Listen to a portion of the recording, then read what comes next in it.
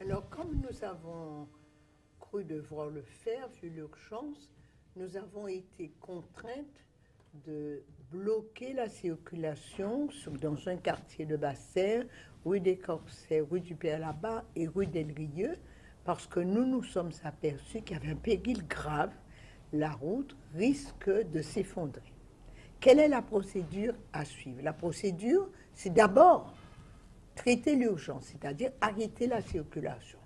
Il va de soi que nous aurons ensuite, et nous l'avons prévu pour lundi 28, une réunion avec les commerçants, les artisans qui travaillent dans le coin pour d'abord leur montrer la gravité du drame qui frappe Basse-Terre, deuxièmement, leur montrer les travaux qui vont être engagés et les désagréments qu'ils auront à subir pendant quelque temps dans l'exercice de leur métier.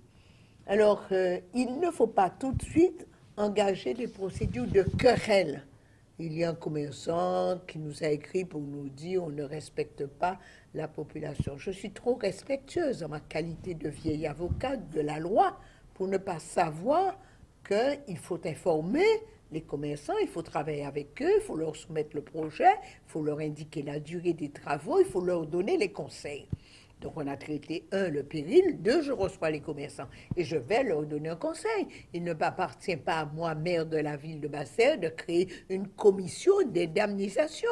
Il faut d'abord savoir qu'est-ce que les commerçants vont perdre pendant la durée du travail et il y aura là à communiquer un certain nombre de documents comptables sur les impôts, sur leur chiffre d'affaires, etc. et le préjudice qu'ils auront à supporter du fait de ces travaux. Donc, je pense que sur un dossier comme ça, qui est préoccupant, pour l'intérêt général, préoccupant pour la population, il faut éviter les polémiques et les termes extrêmement durs. Ça ne sert à rien.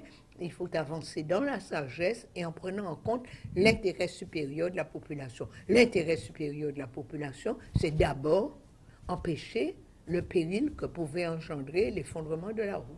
Voilà la précision que je vais apporter puisque j'ai entendu une revendication déjà dans la presse sur ce dossier qui est dans ses prémices de commencement de travail.